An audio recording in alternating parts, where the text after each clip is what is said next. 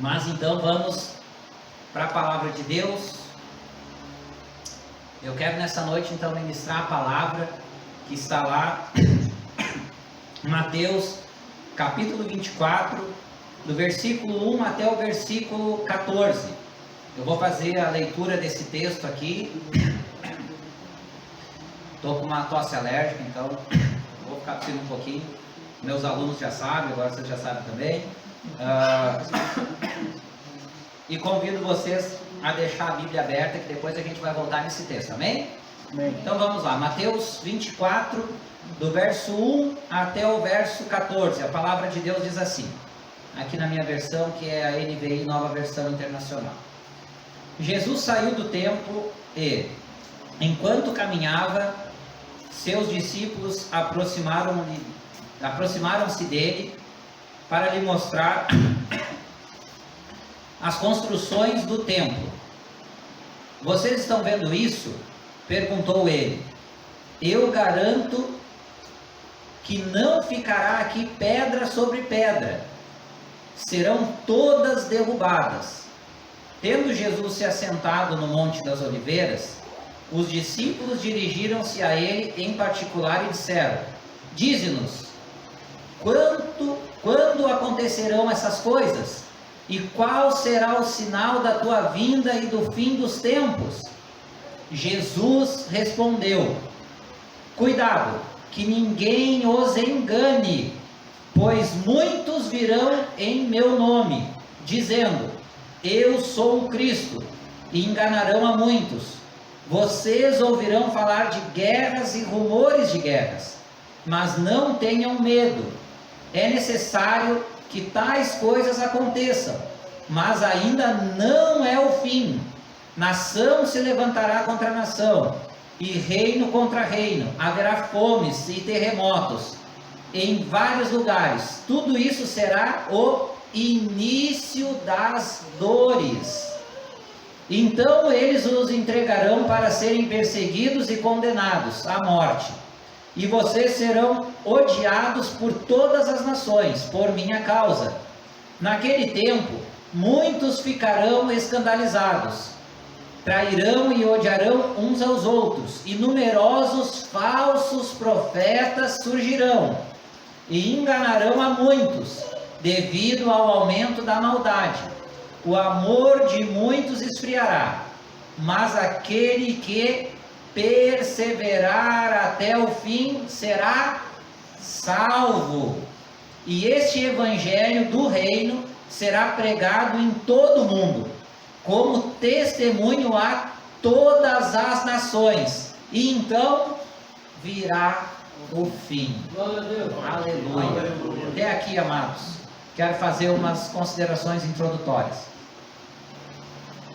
Primeira delas, após Jesus profetizar, ali no primeiro versículo, já nos primeiros versículos nós vamos ver que Jesus, ele vai profetizar, começar profetizando a destruição do templo de Israel, de Jerusalém. Ele vai estar com seus discípulos, eles vão estar saindo do templo, a Bíblia ali narra no começo ali desses versículos que eu li, e ele vai dizer que não vai ficar pedra sobre pedra. Então ele vai profetizar, começar profetizando a destruição do templo, né? E depois seus discípulos eles vão perguntar quando isso ia acontecer e qual seria o sinal do fim dos tempos, da segunda vinda de Jesus. Então eles fazem na sequência duas perguntas para Jesus, está aqui, né? Quando essas coisas irão acontecer e qual será o sinal da tua vinda e do fim dos tempos? Eles fazem essas indagações a Jesus aqui, né, já no início. Segunda consideração, Jesus passa a proferir o sermão profético sobre as coisas que aconteceriam até a sua segunda vinda. Então nós temos aqui o que é chamado de sermão profético de Jesus. É conhecido como, né, o sinal do fim dos tempos, mas também muito conhecido como sermão profético de Jesus. Ou, né, o sermão escatológico. Temos aqui uma expert em escatologia aqui, já estou sabendo. O que é escatologia para quem não sabe? Escatologia é o estudo das coisas que vão acontecer no futuro. Então isso é escatologia, uma tradução bem simples, assim, um resumo bem simples. Então, profético porque está profetizando o que iria acontecer. Então, escatologia é o estudo, escatologia bíblica, né? Tem escatologia de outras coisas. Então, escatologia bíblica é quando a gente estuda as coisas que estão profetizadas na Bíblia, começa a profecia de Jesus e que vão acontecer, estão profetizadas que vai acontecer no futuro. Isso é a escatologia, um ramo aí da teologia. Amém? Amém. Então, esse é o sermão profético de Jesus, ou o sermão escatológico de Jesus. Terceira consideração introdutória.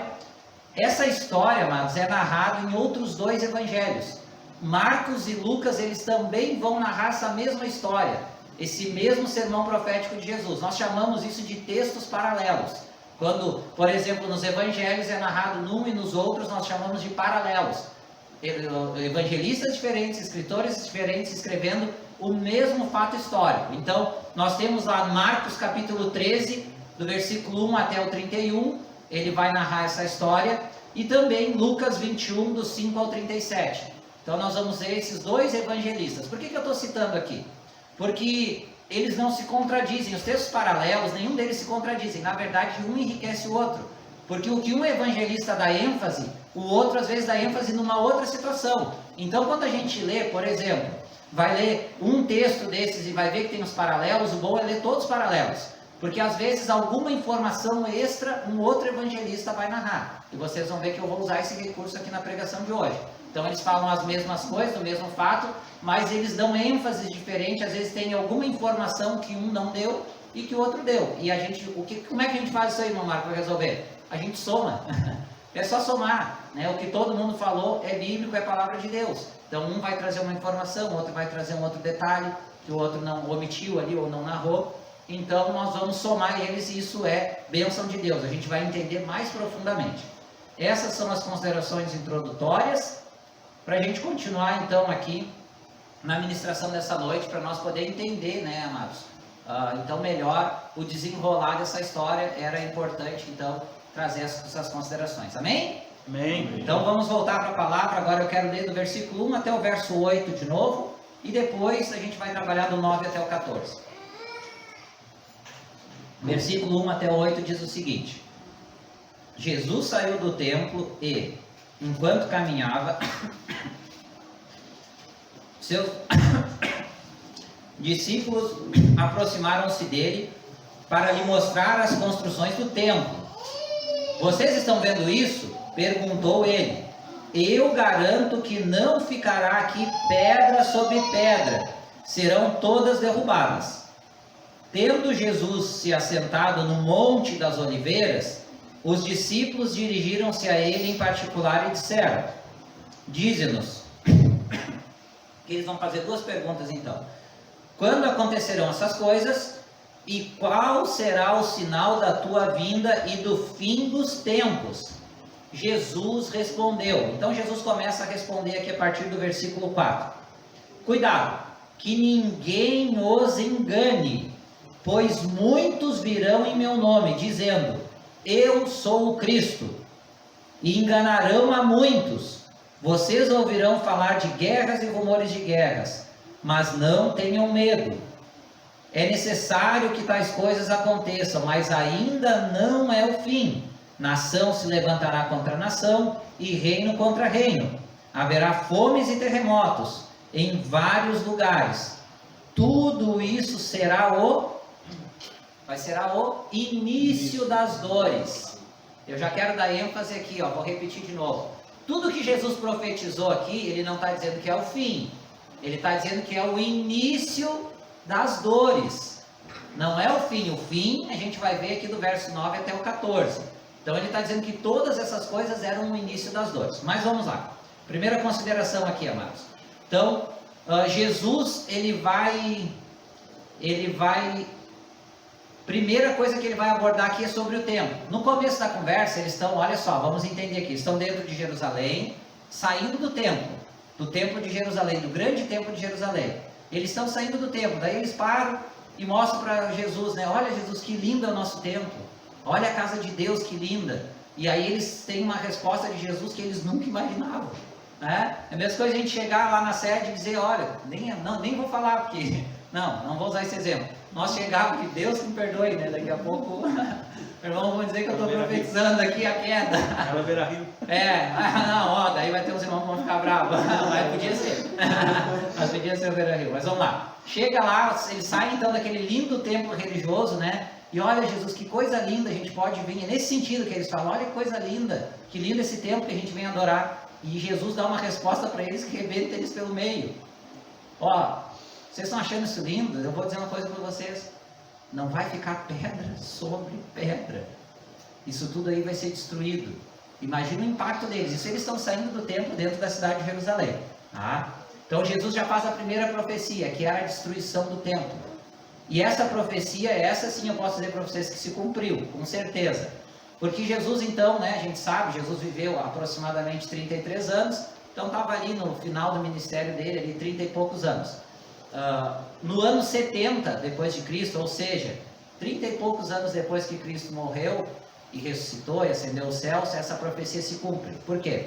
Quando a gente vai estudar história, né, os irmãos, para quem não sabe, eu sou professor de história, historiador, a gente vai descobrir que os judeus se rebelaram contra Roma, contra o Império Romano que dominava Jerusalém, todo aquele Oriente ali próximo ali, né? Aquela região ali dos judeus, e a Europa toda, enfim. Eles se rebelaram contra os romanos, e os romanos fizeram um cerco ali que durou em torno de 2 anos a cidade de Jerusalém. E no ano 70, eles conseguem entrar dentro de Jerusalém, depois de um cerco ali que durou muito tempo, e derrotam, matam, passam ao fio da espada os judeus, e o que os romanos fazem? Destroem o templo de Jerusalém. Então no ano 70 eles invadem, matam a maioria dos judeus que estão ali, os que não conseguiram fugir, passam ao fio da espada, e o que os romanos fazem? Destroem o templo de Jerusalém. Hoje lá na cidade de Jerusalém, já ouviram falar do muro de Jerusalém? O muro das lamentações lá, que os judeus vão lá, colocam uma oraçãozinha, botam a cabeça, choram. Você sabe por que eles fazem isso, um dos motivos? É porque aquele muro, segundo eles, é o que sobrou do templo, uma parede, né? Então eles lamentam pela destruição do templo. Então Jesus profetizou e pouco tempo depois, então, cai, profetizado, profecia cumprida. Aquilo lá derruba o templo. Então, o que Jesus falou, a primeira coisa, já se cumpriu. Essa aí a gente tem bastante segurança para falar. Mas vamos adiante. Então Jesus, eles saem ali de dentro do templo e vão para onde? Para o Monte das Oliveiras. O Monte das Oliveiras saía de Jerusalém, ali tinha a muralha da cidade e já era o Monte das Oliveiras, já começava a subir o Monte das Oliveiras. Era pertinho, era um trajeto perto. Eles saem do templo e se reúnem no Monte das Oliveiras. Nós vamos ver várias vezes Jesus indo no Monte das Oliveiras orar, inclusive a oração lá no Getsemane, né, aquela última oração dele antes de ser preso e tal. E várias vezes ele gostava muito, era um lugar que ele apreciava muito. Saía de Jerusalém e já começava a subir o Monte das Oliveiras. Então, só para a gente entender assim a geografia um pouco. Aí ele sai, e aí já começa um outro contexto, que é a partir aqui do versículo 3. Então eles sentam lá, e aí eles se aproximam de Jesus, e eles fazem essas duas perguntas para Jesus. Quando essas coisas irão acontecer, e qual o sinal da tua vinda e o do fim dos tempos? Eles já sabiam que, né, Jesus já tinha falado, já tinha essa questão de Jesus ia voltar, ia ter o fim dos tempos. Então eles fazem essas perguntas. E nós vamos ver que Jesus vai falar de vários sinais. E eu quero listar aqui, ó, eu anotei aqui. Aí eu vou usar aqui alguns sinais que não estão nesse texto, tá, amados? Tipo epidemias, pestes, né? Mas está lá nos outros paralelos. Lembra que eu falei dos paralelos no início? Tem lá nos paralelos. Mas entre esse texto aqui de Mateus, de Marcos e de Lucas, tudo isso que eu vou falar aqui está somando esses 3, amém?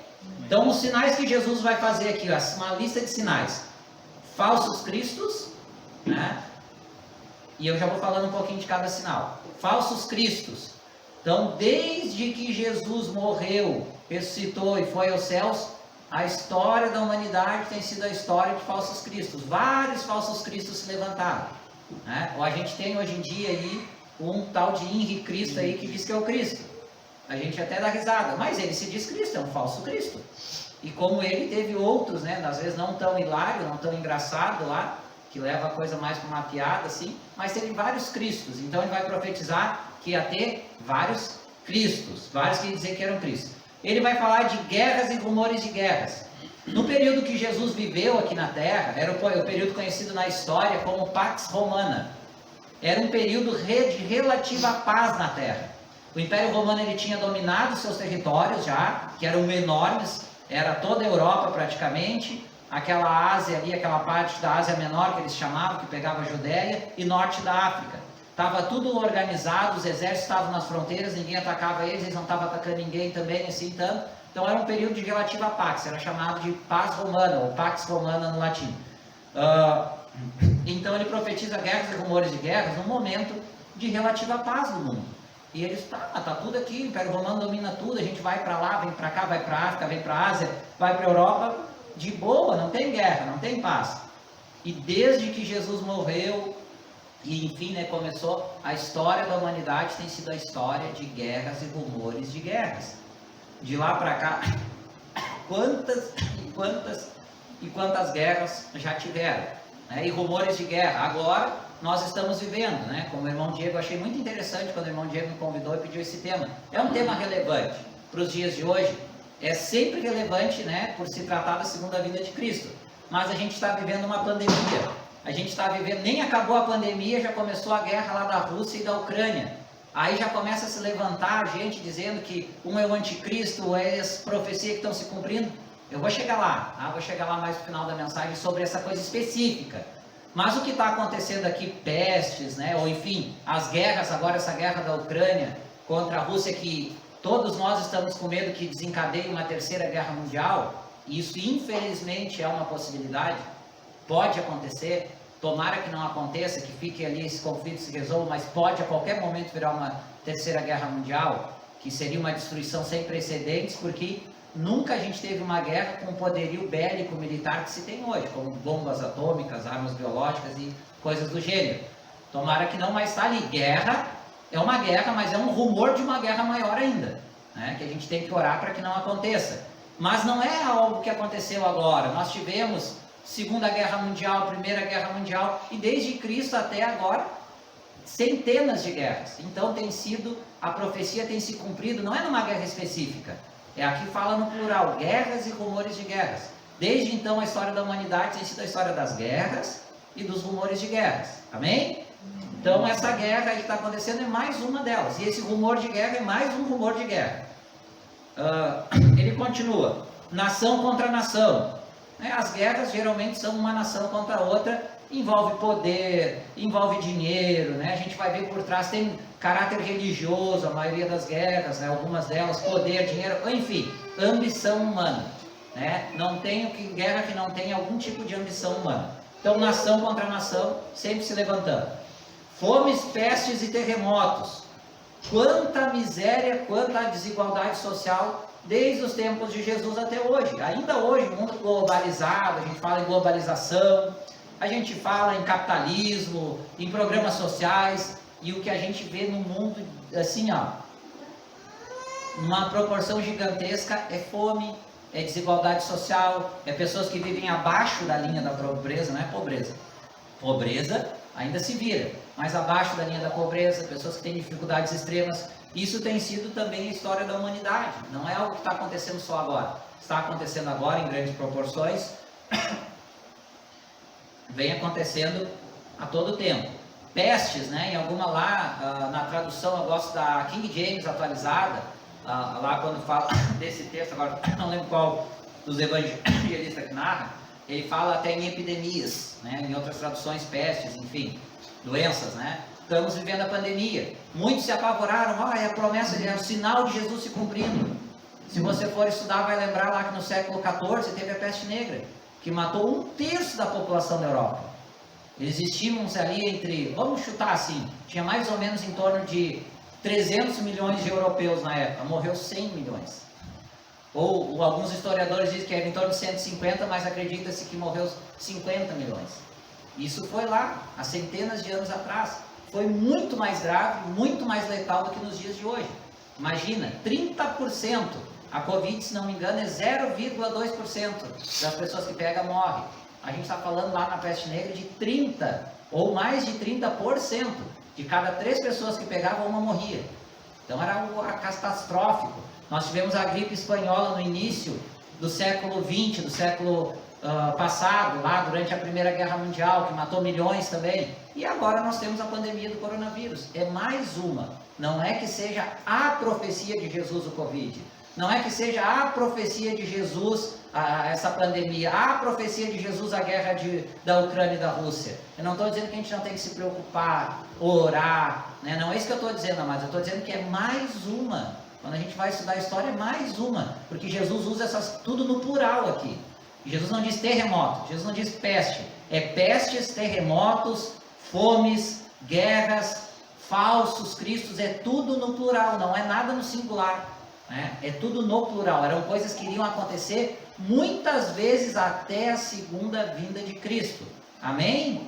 Terremotos, né? Quantos terremotos ao longo dos anos, e depois mais para frente, eu não li aqui, mas ele vai falar que no fim, aí sim, no fim, primeiro, até os terremotos ali, a gente vai ver que ele vai falar lá que isso é o início das dores, que ainda não é o fim, ainda não é o fim. Depois, mais para frente, aqui eu não vou ler porque é muito texto, mas a gente sabe que ele vai falar também dos elementos celestes iam ser abalados, né? Até,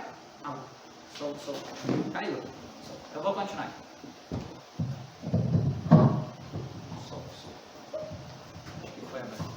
Vamos lá, vamos continuar. Quer ver lá no versículo 29, vai dizer assim, até vou ler aqui, ó. O sol se escurecerá, a lua não dará sua luz, as estrelas cairão do céu, e os poderes celestes serão abalados. Então, isso tudo são coisas que Jesus profetizou que ia acontecer. Outra coisa que Jesus profetizou, que haveria um período de grande tribulação, que ia ter um período de grandes catástrofes. Todas essas coisas Jesus profetizou e nós estamos vendo essas coisas se cumprirem. Mas até o texto que a gente leu aqui, Jesus vai dizer que era o início das dores, que essas coisas iriam acontecer, mas ainda não era o fim. Vamos continuar aqui, amados. Verso 9 até o verso 14 diz assim: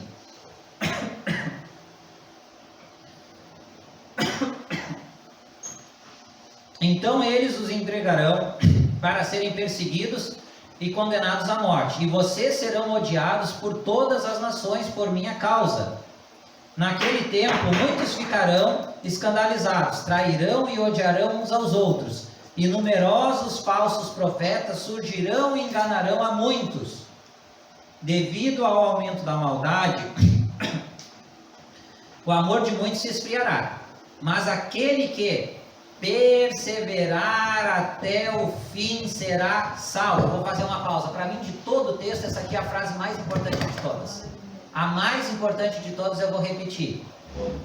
Aquele que perseverar até o fim será salvo. E aí ele continua. E este evangelho do reino será pregado em todo o mundo, como testemunho a todas as nações. E então virá o fim. Daí então virá o fim. Amém? Então vamos para as considerações aqui. Primeiro, Jesus continua fazendo profecias, né? A gente vê que ele continua com uma série de profecias que iriam acontecer antes da sua segunda vinda. Ele faz ali, ele dá uma pausa e aí continua de novo e vai fazer mais profecias. Ele vai profetizar mais coisas que iriam acontecer antes do fim.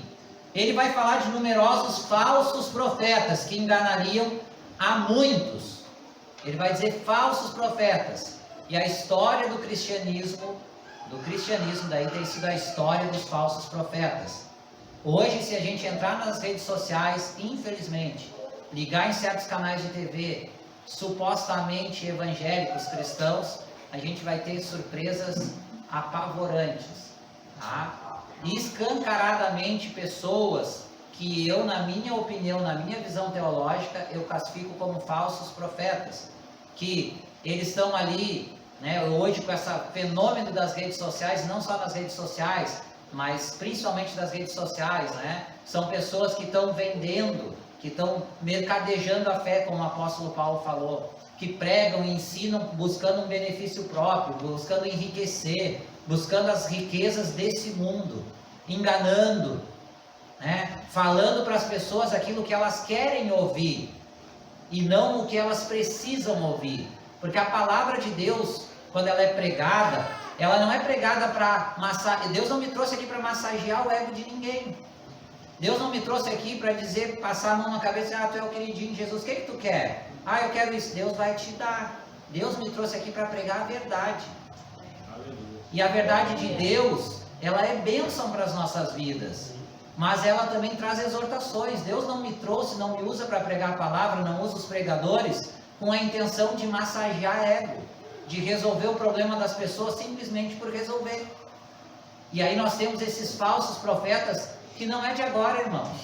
Desde o início do cristianismo, quanto problema, se nós formos ler as cartas apostólicas, muito do que Paulo, Pedro, João escreveram foi combatendo falsos profetas que surgiram no início do cristianismo. E ainda, de certa forma, a gente tem que dar graças a Deus por isso. Porque muita coisa do que a gente sabe hoje, Diego, pela palavra de Deus, muita coisa que está registrada, uma grande porção do que está registrado, principalmente nas cartas apostólicas, foi por causa dos falsos profetas. Foi combate a falsas heresias, ou melhor, falsos ensinamentos e falsos profetas. Porque eles escreviam para as igrejas e para os irmãos para ensinar o certo. Se eles ensinavam o certo é porque tinha o errado. Ainda de certa forma a gente tem acesso a isso, mas isso é uma prova que desde o início, irmãos, desde a época dos apóstolos de Cristo, que se encerrou ali no primeiro século, depois não teve mais apóstolo de Cristo, tá? Era cheio de heresia, cheio de falso profeta, e até hoje tem. E hoje tem assim, né? De monte, né? O pacote é grande, gente que prega para benefício próprio, para enriquecer, para, enfim, né? Para desviar, para levar um evangelho de água com açúcar ali, que é só vitória, a teologia da prosperidade, teologia da confissão positiva, teologia do coaching, essas teologias aí que colocam o ser humano no centro, sendo que o centro é Cristo. Amém. Aleluia. Todo o evangelho que é pregado que Jesus Cristo não é o centro do evangelho, que coloca o ser humano como centro, como objeto, é um evangelho que não é o evangelho do reino. É um evangelho de falsos profetas. Amém? Amém. Vamos continuar aqui então. Falsos profetas que enganariam a muitos. E aí tem a meia culpa, né? Metade da culpa é daqueles que ensinam. Mas Paulo escrevendo a Timóteo, 2 Timóteo capítulo 2, vocês podem ler em casa, vai dizer, né, que se levantariam, Paulo dizendo para Timóteo, falsos profetas. Mas o motivo dele se levantar é que ia ter gente sentada, ouvindo, com coceira nos ouvidos, procurando para si os falsos profetas, aqueles que iam pregar e ensinar aquilo que eles queriam ouvir. Então é meia culpa. Metade da culpa é de quem está fazendo isso, mas metade da culpa é quem está indo para a igreja, buscando essas pessoas para resolver os seus problemas próprios, para alcançar os seus próprios objetivos. Então, é meia-meia, é meia culpa. Tem os falsos profetas e tem os falsos cristãos. Então, a gente tem essas duas categorias e Jesus profetizou isso. Não adianta a gente se escandalizar e ir para o Face lá, querer descer a lenha lá. Jesus profetizou, é só ler a Bíblia. Uma das coisas mais faladas no Novo Testamento, eu vou dizer para vocês o que é. Que ia ter falso profeta, que ia ter falso ensino, que ia ter heresia na igreja. Né? João vai dizer na carta dele lá que os anticristos saíram do nosso meio, não vieram de fora para dentro da igreja, eles saíram do nosso meio, mas eles não eram dos nossos, por isso eles não permanecem. Amém? Então, o aumento, Jesus disse que a maldade ia aumentar e o amor ia esfriar. Irmãos, vamos pegar esse contexto atual agora, isso também é a história da humanidade, tá? Irmãos, quando surgiu essa guerra da Rússia lá para a Ucrânia, uma das coisas que me chocou, a gente não terminou a pandemia. Não acabou a pandemia, nós passamos 2020, 2021, 2020 então um terror, isolamento, as pessoas não podiam se ver, não podiam ir nos lugares que iam, né, frequentar a casa um do outro, a igreja, a gente nem na igreja podia vir, todo mundo encerrado, aquele pavor. Eu pensei comigo, né, eu fui ingênuo, eu considero que eu fui ingênuo, porque eu imaginei que a pandemia seria assim uma plataforma para conversão de milhões e milhões de pessoas no mundo. Eu imaginei que quando surgiu isso, eu creio que Deus permitiu essa pandemia para as pessoas pararem e pensarem que o dinheiro delas, num momento desse, não vale de nada. Que o poder e a influência dela, o rico e o pobre, né? Todo mundo teve que ficar encerrado, fechou tudo, só tinha mercado, farmácia e quase mais nada. Teu dinheiro não te proporcionava quase nada. Tu teve que te separar das pessoas. Eu pensei, as pessoas vão começar a pensar em mais do que vale a pena na vida, das coisas que vale a pena, né? E aí eu disse, bom, isso vai mexer com as pessoas, isso vai fazer as pessoas refletir que tem algo a mais, as pessoas que estavam no automático, naquela vida corrida que a gente leva. Eu tive essa falsa ilusão, e não que pessoas não se converteram, mas amados, o que eu vi foi a maldade se aumentar e o amor se esfriar. Nem terminou a pandemia, já estão fazendo guerra, e guerra feia, a pior guerra desde a Segunda Guerra Mundial, e que ainda pode virar uma Terceira Guerra Mundial. E os camaradas lá uns ameaçando o outro, gente morrendo, gente matando. Eu sinceramente não vi uma explosão da igreja, conversões em massa. Eu vi, infelizmente, muita gente deixar a igreja na pandemia. E tá, até a gente teve um afastamento, mas gente que esfriou e não voltou mais. Eu fui ingênuo, eu fui esperançoso ao mesmo tempo. Eu acreditei que a igreja ia se levantar com tudo dessa pandemia, irmão Diego. Eu acreditei, agora nós vamos reventar, porque agora o que todo mundo, esse vazio que todo mundo vai sentir no peito, Deus vai nos levantar e nós vamos pregar a palavra e pessoas vão se converter, vai ser um avivamento. Eu imaginei que essa pandemia era um momento que Deus ia proporcionar um avivamento, que as pessoas, e o que eu tenho visto, pelo amor de Deus, se eu estiver errado, tomara que eu esteja errado, eu tenho visto um esfriamento. As pessoas, a maldade aumentando, o amor se esfriando, num momento que era para ser o inverso. Era para as pessoas rever os seus conceitos, né? Rever o que vale a pena na vida. Nem terminou a pandemia, a gente vê o ego das pessoas, né? A gente vê guerra, isso tudo que está acontecendo, e as pessoas, tipo assim, ó, a página da pandemia é uma página que deveria ser uma plataforma para um avivamento mundial. E foi uma plataforma para mais uma das profecias de Cristo se cumprir aqui. Maldade aumentando e esfriamento do amor, mesmo num momento catastrófico. Se a pandemia não foi capaz de fazer as pessoas rever essa situação e não ter conversões em massa, o que vai ser capaz?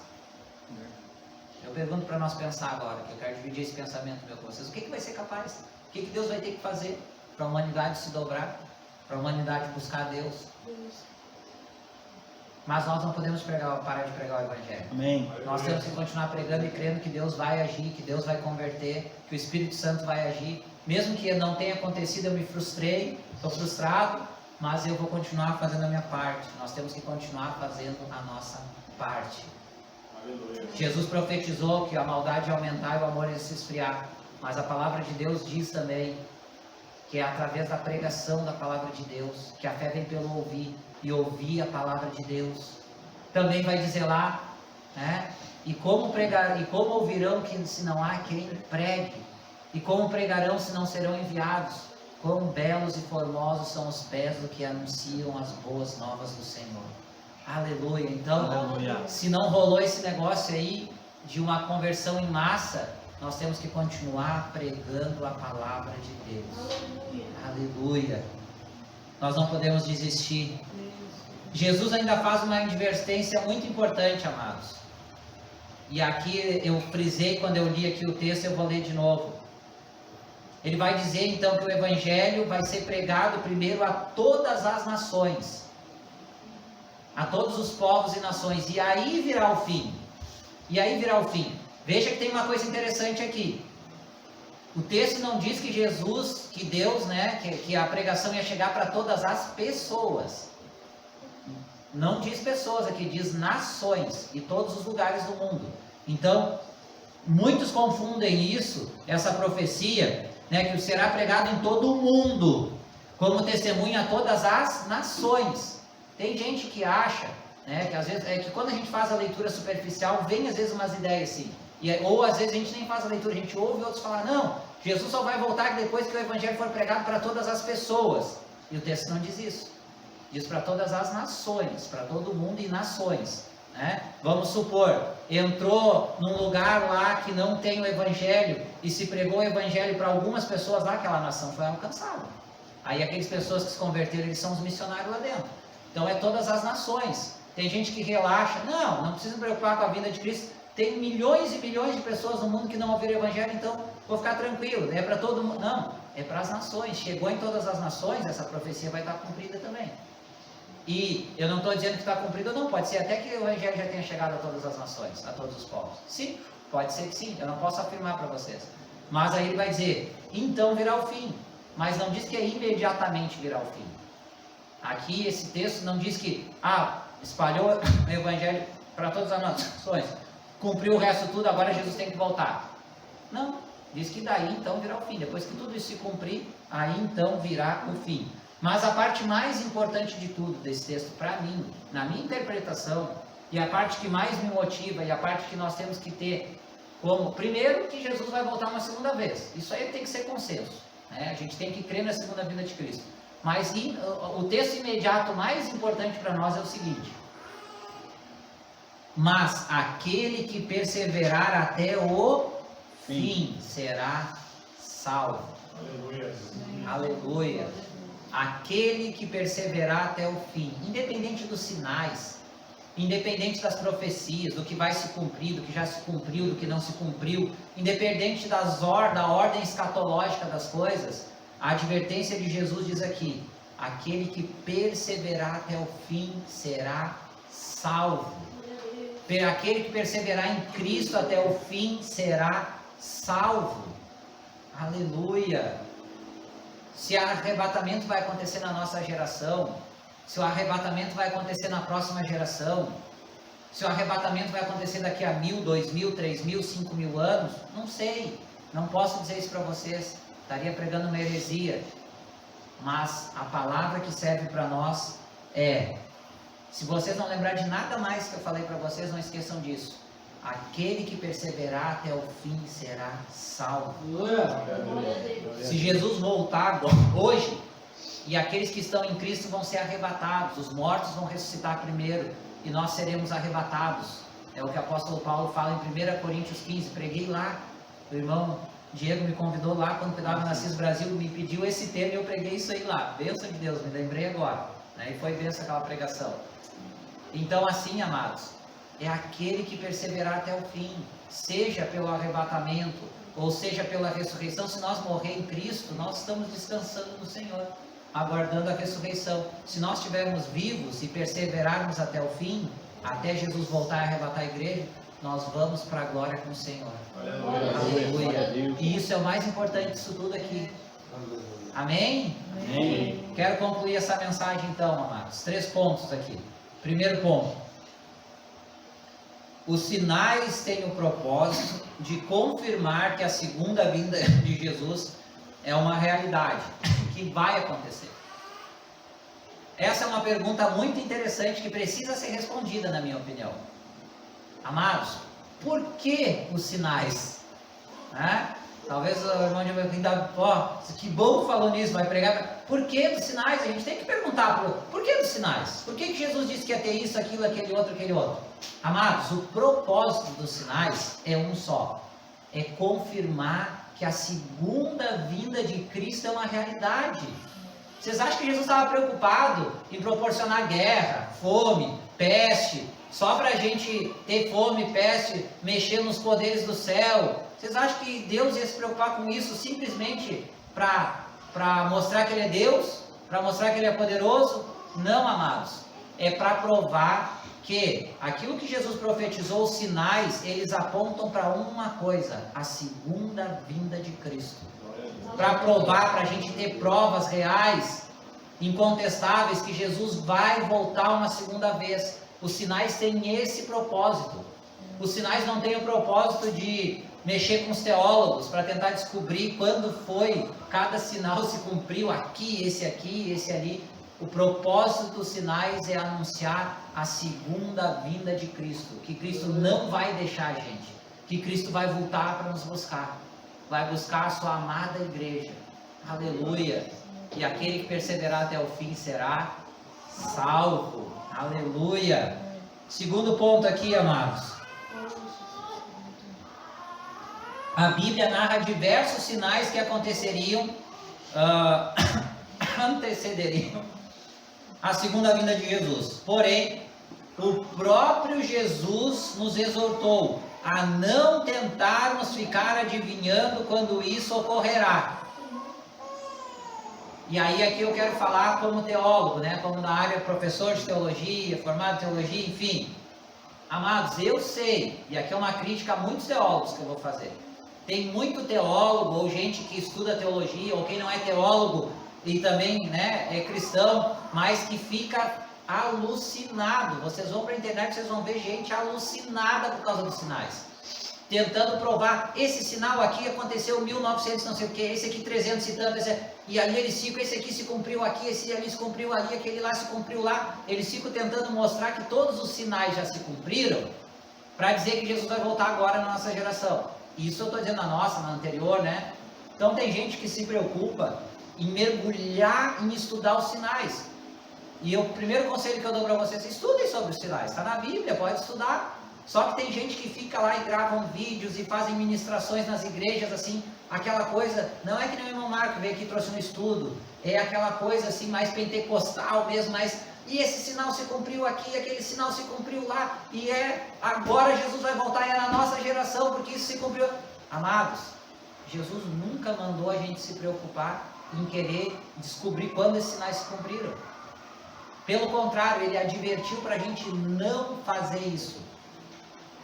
Pelo contrário. Por quê? Porque as pessoas começam a correr atrás de sinais, para dizer que é nessa geração, sempre é a mesma história, é nessa geração que se cumpriu, ou aconteceu agora a pandemia, a guerra da Rússia. Hoje, num grupo de WhatsApp, uns irmãos que eu tenho lá, não, já ouvi dizer, estão dizendo que o tal do presidente da Ucrânia é o anticristo. Eles sempre estão, a pandemia é a profecia, e agora essa guerra é o que faltava, agora Jesus vai voltar. Eu até botei lá brincando, está anotado aqui, né? Está anotado, já me conhece, já está anotado aqui. Amados, não, porque o fulano antes era, né, o Papa, o papado, era o anticristo, é os Estados Unidos, e aí um levanta um diz que é esse, e a China e a Rússia são Gog e Magog. Eu fico olhando assim, tá bom. Beleza? Vai lá. Né? Mas lá no versículo 36, em Mateus 24, Jesus diz o seguinte, Jesus sabia que essas coisas iam acontecer.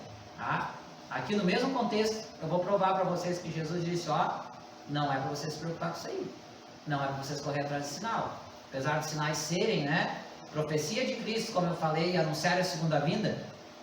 No versículo 30 ele vai dizer assim, quanto ao dia e a hora, ninguém sabe, nem os anjos no céu, nem o Filho, senão somente o Pai. Aleluia. Estou falando bobagem? Não estou criticando os sinais, né? Mas quem corre atrás dos sinais, quem corre, né? Irmão Diego, né, confiou em mim para vir aqui falar, e eu tenho que falar o que a Bíblia ensina. Talvez alguém pode ter pensado, o irmão vai dizer, esse sinal é esse, aquele sinal é aquele outro, está se cumprindo isso que está acontecendo agora, a guerra é isso na Bíblia, a pandemia é isso na Bíblia. Não vim aqui para isso, vim aqui para pregar a palavra e falar a verdade, ensinar a verdade. Jesus disse, Jesus já sabia que isso aí, gente, ia dar confusão. Jesus sabe todas as coisas, né? O dia e a hora ninguém sabe. Então, se vocês, um conselho para vocês, se vocês virem alguém na internet, alguém um dia vir pregar aqui nessa igreja ou lá na sede, pode dizer que foi o meu Marco que falou, e disser, nós somos a geração do arrebatamento, que nem eu já ouvi esses dias alguém pregar, é nessa geração que Jesus vai voltar. Isso aí não está na Bíblia. Pode ser, mas a pessoa quer dizer que nós somos, que os sinais todos se cumpriram, e agora Jesus já está voltando porque eles já se cumpriram, tem que mandar ele ler Mateus 24 e 30. Ninguém sabe, eu não vou ler aqui, mas na sequência Jesus ainda vai dar exemplos, tá? Que nos tempos de Noé, Deus mandou Noé, levou mais de 100 anos para fazer a arca lá, as pessoas comiam, bebiam, se casavam, se davam em casamento, estava tudo normal. Noé chamou os animais, entrou na arca, entrou a família e estava tudo normal. Eles só foram acreditar no dilúvio quando Deus abriu as comportas do céu e mandou aquela água torrencial. E aí eles começaram a beber água de em pé, né? E aí pereceram. E Jesus ainda vai usar outro exemplo aqui na sequência, vocês podem ler em casa depois do versículo 30. Ele vai dizer que esse dia vai ser como o ladrão, né? Quem é que sabe quando o ladrão vai vir na tua casa? Se nós soubéssemos quando o ladrão vem, ele vai usar esse exemplo aqui, tá? Se nós soubéssemos quando o ladrão vem, o que a gente ia fazer? A gente ia ficar em casa e proteger a nossa casa, né? O ladrão, descobri que o ladrão vai vir hoje de noite, vai ficar preparado para enfrentar o ladrão. E Jesus vai dizer, não, eu vou vir como ladrão. E a gente nunca sabe quando o ladrão vem, né? E o apóstolo Paulo também vai falar isso, mas Jesus aqui nesse contexto vai dizer, Então ninguém sabe, ninguém vai estar preparado quando Jesus voltar. Vai ser num momento que ninguém sabe. Então a gente não tem que estar preocupado, amados, dessa coisa de ligar profecias, esses sinais à segunda vinda de Cristo. O que a gente tem que preocupar é perseverar até o fim para ser salvo. Aleluia. Seja pelo arrebatamento, seja pela ressurreição, nós temos que perseverar até o fim para ser salvo. Amém? Amém. Vamos aqui ao terceiro e último ponto. Então já entrei nele aqui, né? Muito mais importante do que tentar desvendar o cumprimento dos sinais é a orientação que Jesus deu. Aquele que perseverar até o fim será salvo. Aleluia. Amados, nós pregamos o Evangelho não para querer trazer uma história, vamos dizer aqui, fictícia, ou melhor dizendo, uma história ilustrada. Nós não temos que pregar esses textos, os sinais de Cristo, para que as pessoas criem uma imaginação fértil, né? Pegar o irmão Diego aí, que é um artista, e vir aqui e pregar com aquela habilidade, né, o talento que Deus deu para ele, para tentar desvendar os sinais, para fazer aquela coisa ilustrada, para na nossa mente ficar criando coisas para a gente ir para casa pensando, não. Nós temos que pregar o Evangelho para aqueles que estão mortos espiritualmente, ouvirem a pregação do Evangelho, entregarem a sua vida para Cristo, se arrependerem dos seus pecados e serem salvos. Amém. Aleluia. Primeiro propósito de pregar o Evangelho, de pregar qualquer palavra da Bíblia, é para que haja conversão, para que os mortos espiritualmente encontrem vida em Cristo. Segundo propósito da pregação, para mim a Bíblia tem, a pregação tem dois propósitos principais, dia. Pregar para as pessoas serem salvas, que é o plano de salvação em Cristo. Segundo, pregar para que as pessoas andem segundo a vontade de Deus nessa vida. Depois que se converteu, que é a justificação, pregar para que nós aprendemos a andar em santificação, que é do primeiro dia da nossa conversão, começa a santificação, se converteu de toda a alma, de todo o coração, começou naquele momento o teu processo de santificação. Vai até quando, irmão Marco? 1 ano, 2 anos, 10 anos? Até tu morrer. Aí depois vai vir a glorificação. Santificação é o processo que começa na conversão e vai até o fim da nossa vida. Aí a gente prega para o crente. Por que a gente se reúne na igreja e prega para crente? Para nós aprender as verdades de Deus e andar nos caminhos de Deus. Para nós aprender a lutar contra o pecado e viver segundo a vontade de Deus. E fazer a vontade de Deus. Amém, amados? Amém. Quero orar por vocês e depois já vou estar passando para o Diego. Querido e amado Deus, eu te dou graça, Senhor, pela oportunidade que o Senhor me deu, a mim e os irmãos que estão aqui reunidos nessa noite, de estarmos aqui para poder cantar louvores a Ti, louvores abençoados, para nós poder orar juntos, Senhor, cantar juntos, Senhor, te louvar, te adorar, Senhor, e também para ouvir a ministração da Tua palavra, Senhor. Deus, eu te peço, Senhor, que se alguém tinha expectativa, Senhor, dessa mensagem, dessa noite, fosse algo que emocionasse as pessoas, que mexesse com o emocional, Senhor. Ó Deus, que essas pessoas que talvez pensaram isso, Senhor, que elas possam sair daqui pensando que o mais importante é aprender de Ti, Senhor. Que o mais importante é se converter a Cristo, negar os pecados e entregar a vida para Cristo, Senhor. Que mais importante que nós nos emocionarmos e trazermos pregações fantasiosas, Pai, emotivas, Senhor, é perseverar até o fim para ser salvo, Senhor. Eu te peço, Deus, que o Teu Santo Espírito ilumine a minha mente e a mente de cada um dos irmãos, das irmãs, Senhor, para que nós podemos levar essa palavra guardada no nosso coração, Senhor. Que nós sejamos solo fértil, que nós não sejamos aquele solo que o Satanás vem e rouba a semente, Senhor. Que nós não sejamos aquele solo que cai entre as pedras, Senhor, que não se firma, Senhor. Que nós também não sejamos aquele solo que cai a semente entre os espinhos, Senhor, e as dificuldades do mundo fazem nós retroceder, Senhor. Mas que esse solo, Senhor, aleluia, seja um solo fértil, um solo que frutifica, o solo que recebe a Tua palavra com amor e alegria, Senhor. Guarda ela no coração e pratica na nossa vida, Senhor. Senhor, que o Teu amor esteja sobre essa igreja, Senhor. Que Que o Teu Espírito Santo haja nas nossas vidas, Senhor. Que o Teu Espírito Santo nos conduza, nos pegue pela mão, para que nós possamos andar em santidade, Senhor. E que Tu nos ajude, ó Espírito Santo de Deus, pelo amor de Cristo, Senhor.